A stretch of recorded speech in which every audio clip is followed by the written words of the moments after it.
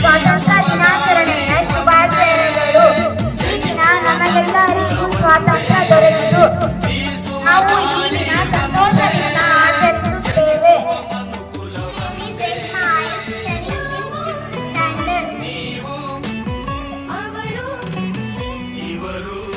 First, I wish you all a very happy Independence Day.